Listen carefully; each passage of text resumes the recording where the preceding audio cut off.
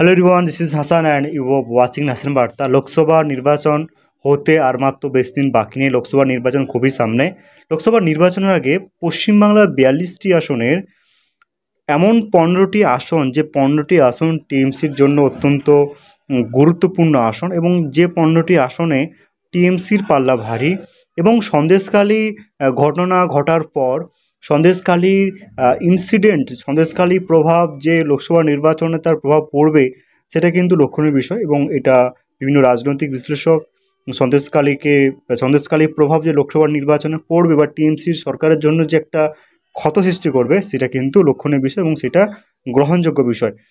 কিন্তু সন্দেশখালী ঘটনা ঘটার পর 2024 সালে লোকসভা নির্বাচনে নিরিখে এমন 15টি আসনে আমি আজকে আলোচনা করব, যে 15টি আসন অত্যন্ত গুরুত্বপূর্ণ। এবং এই 15টি আসনে টিএমসির সম্ভাব্য প্রার্থী তালিকা কে কী হতে পারে, এবং টিএমসির সম্ভাব্য কোন এই আসনগুলিতে টিএমসির কারা কারা প্রতিনিধিত্ব করতে পারে, টিএমসির মুখ কারা হতে পারে। প্রথমে আলোচনা করব জলপাইগুড়ি লোকসভা কেন্দ্রটি অত্যন্ত গুরুত্বপূর্ণ, এবং এই কেন্দ্রে টিএমসির প্রার্থী হতে পারে রাজীব বন্দ্যোপাধ্যায়। এরপর আলোচনা করব আলিপুরদুয়ার কেন্দ্রে টিএমসির প্রার্থী হতে পারে দশরথ টিগরে। কোচবিহারে তৃণমূল কংগ্রেসের সম্ভাব্য প্রার্থী হতে পারে পার্থপ্রতিম রায়। বীরভূমে পুনরায় শতাব্দী রায় এখানে প্রার্থী হতে পারে, কারণ শতাব্দী রায় এর আগেও বীরভূম থেকে একাধিকবার জয়লাভ করেছেন, অর্থাৎ বীরভূমে পুনরায় প্রার্থী হতে পারে শতাব্দী রায়। বোলপুর কেন্দ্রটি টিএমসি অত্যন্ত শক্ত ঘাঁটি হিসেবে মানা হয়। বোলপুর কেন্দ্রটি টিএমসি প্রার্থী হতে পারে অসিত মাল। আসানসোল কেন্দ্রটি অত্যন্ত গুরুত্বপূর্ণ। আসানসোল কেন্দ্রে বাবুল সুপ্রিয় জয়লাভ করেছিল, পরে সত্যগড় সিনহা এখানে জয়লাভ করে। এবং আসানসোল অঞ্চলটি মূলত হিন্দিভাষী বেল্ট হিসেবে মানা হয়, হিন্দিভাষী লোকেরা ওই অঞ্চলে বেশি থাকে আসানসোলে। এই আসানসোলে কিন্তু পুনরায় টিএমসি প্রার্থী হতে পারে শত্রুঘ্ন সিনহা বা বলিউডের স্টার। বর্ধমান দুর্গাপুরে একটি অত্যন্ত নতুন মুখ দেখাইতে পারে, এবং বর্ধমান দুর্গাপুরে নতুন একটি ইয়াং ছেলে সিট পেতে পারে, তিনি দেবাংশু ভট্টাচার্য। বর্ধমান দুর্গাপুরে কিন্তু টিএমসির হয়ে লড়তে পারে এই লোকসভা আসনটি।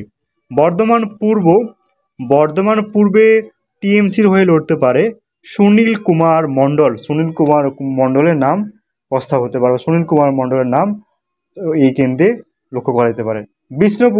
বিষ্ণুপুর থেকে কিন্তু লড়তে পারে সুজাতা মণ্ডল। সুজাতা মণ্ডল আমরা প্রত্যেকে জানি যে তিনি একজন বিজেপির এমপির ওয়াইফ। এখন তাদের মধ্যে ডিভোর্স হয়ে গেছে, কিন্তু বিষ্ণুপুরে সুজাতা মণ্ডল কিন্তু বিষ্ণুপুর থেকে লড়তে পারে টিএমসির মুখ হয়ে।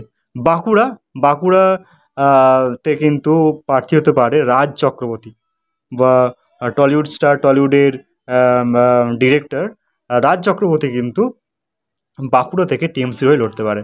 পুরুলিয়া লড়তে পারে মৃণাঙ্গ মাহাতো। পুরুলিয়া টিএমসি প্রতিনিধিত্ব করতে পারে মৃণাঙ্গ মাহাতো। মেদিনীপুরে লড়তে পারে মানস রঞ্জন ভূঁইয়া। একটা সময় কংগ্রেসের খুব দাপটের নেতা ছিলেন পশ্চিমবাংলাতে, সে মানস রঞ্জন ভূঁইয়া পরে টিএমসি যোগদান করেন, এবং মানস রঞ্জন ভূঁইয়া এই মুহূর্তে রাজ্যের মন্ত্রীও বটে। মেদিনীপুর থেকে কিন্তু মানস রঞ্জন ভূঁইয়া টিএমসি হয়ে লড়তে পারে। ঝাড়গ্রামে লড়তে পারে বীরবাহা হাঁসদা।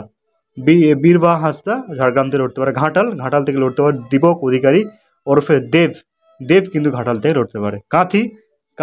কাঁথি অত্যন্ত শক্ত ঘাঁটি টিএমসির নয়, কারণ এই কেন্দ্রে টিএমসি বিজেপি হাড্ডাহাড্ডি লড়াই লক্ষ্য করা যেতে পারে, এবং কাঁথিতে কিন্তু টিএমসি প্রার্থী হতে পারে সৌমেন মহাপাত্র।